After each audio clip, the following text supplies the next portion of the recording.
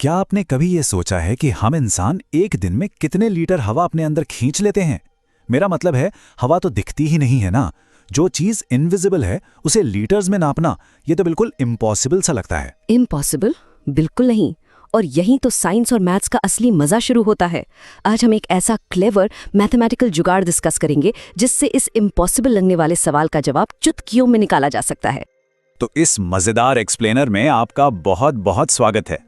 आज हम देखेंगे कि कैसे एस्टिमेशन यानी अनुमान लगाकर हम बड़ी बड़ी मुश्किलों को डिकोड कर सकते हैं।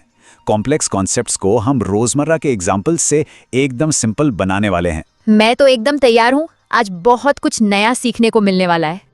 तो चलिए इस फ्री हवा का अनुमान लगाते हैं। दिन भर में हम कितनी हवा इस्तेमाल करते हैं, इसका अंदाज़ा लगाना एक बहुत ही फैंटास्टिक मेंटल एक्सरसाइज है। इसे ऐसे समझिए जैसे क्रिकेट में हम पहले 10 ओवर का रन रेट देखकर पूरे 50 ओवर के स्कोर का एक एस्टिमेट लगा लेते हैं, राइट? बिल्कुल उसी तरह 1 मिनट की सांसों से हम पूरे दिन का हिसाब निकाल सकते हैं। देखिए, जब कोई इंसान आराम से बैठा होता है तो वो 1 मिनट में लगभग 12 से 15 बार सांस लेता है। अब अगर इसे 24 घंटे के हिसाब से कैलकुलेट करें तो एक दिन में 1440 मिनट होते हैं। इसे 12 या 15 से मल्टीप्लाई करने पर जो जवाब आता है वो है मोटा मोटी 20,000 सांसें। 20,000? नो वे! मतलब हमारा शरीर बिना हमें बताए एक दिन में 20,000 बार ये काम कर रहा है। ये नंबर तो सच में माइंड ब्लोइंग है। लेकिन मेरा एक डाउट है, 20,000 सांसें तो समझ आ गई, पर एक सिंगल सांस का एक्चुअल वॉल्यूम कैसे नापेंगे?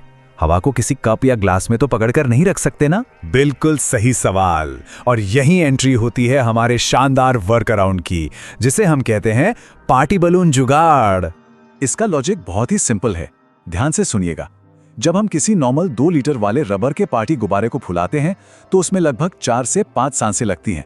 इसका सीधा सा मतलब ये हुआ कि हमारी एक सांस का वॉल्यूम लगभग आधा लीटर यानी 0.5 लीटर है।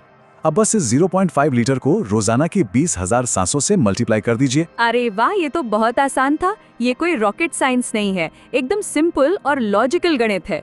और जब हम ये कैलकुलेशन करते हैं तो हमारा मैजिक नंबर निकल कर आता है पूरे 10,000 litre. 10,000 litre? Oh my God! जरा इमेजिन करके देखिए, 10,000 लीटर पानी की टंकियां कितनी विशाल होती है। उतनी ही हवा हमारे फेफड़े रोज फिल्टर कर रहे हैं और हमें इसका कोई आइडिया तक नहीं होता। ये फैक्ट तो मैं पक्का अपनी अगली पार्टी में दोस्तों को बताकर उन्हें इम्प्रेस करने वाला हूँ। बिल्कुल कीजिएगा। और अगर हम इसे मैथमेटिकली क्रॉस चेक करें तो मान लेते हैं कि कोई 20 सेकंड में एक गुब्बारा फुलाता है, यानी 1 मिनट में 3 गुब्बारे।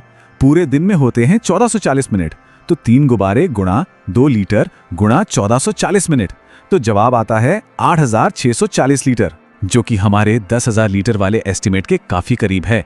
इससे ये तो साबित हो जाता है कि हमारा एस्टिमेशन का जो फंडा है वो एकदम सॉलिड है। एक रफ अंदाजे के लिए ये तरीका बिल्कुल परफेक्ट है।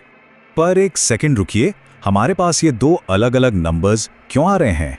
एक 10,000 और दूसरा 8,640। क्या साइंस में हमेशा एग्जैक्ट आंसर नहीं होना चाहिए? बहुत ही स्मार्ट सवाल पूछा है आपने, और यहीं से हम अपने अगले बहुत ही जरूरी कॉन्सेप्ट की तरफ बढ़ते हैं कि एग्जैक्ट होना और अनुमान लगाने में क्या फर्क है, और सटीकता यानी प्रिसिजन कब मायने रखती है।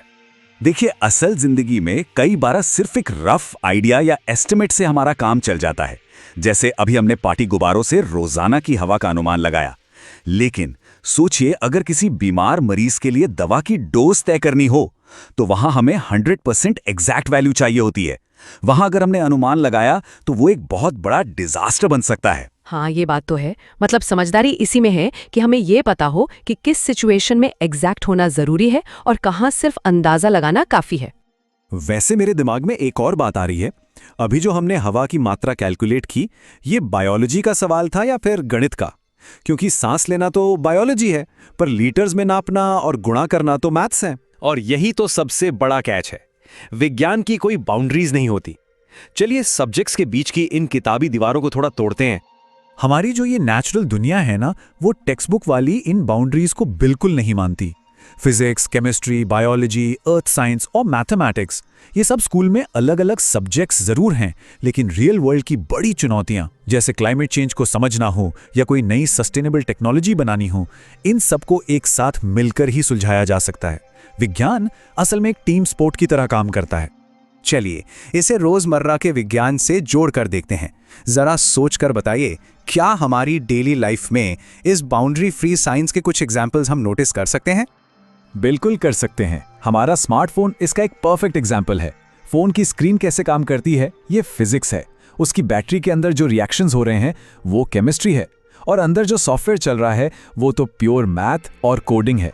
और अगर घर के बाहर ट्रैफिक जैम की बात करें तो गाड़ियों से निकलने वाला धुआं केमिस्ट्री है, उनका मोशन फिजिक्स है, और ट्रैफिक और सड़कों का डिजाइन मैथ है। एकदम परफेक्ट, आपने बिल्कुल सही पकड़ा। असली दुनिया में ये सारे सब्जेक्ट्स एक साथ मिलकर ही अपना मैजिक दिखाते हैं।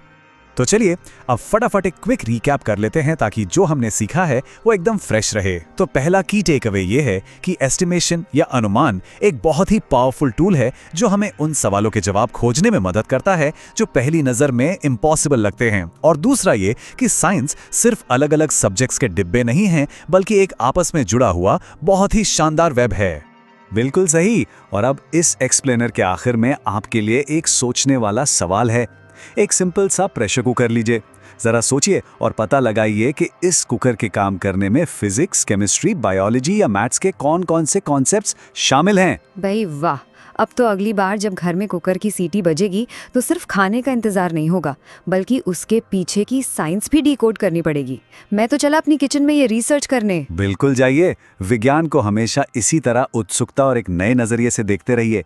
आज की इस मजेदार चर्चा में हमारे साथ जुड़ने के लिए बहुत बहुत शुक्रिया।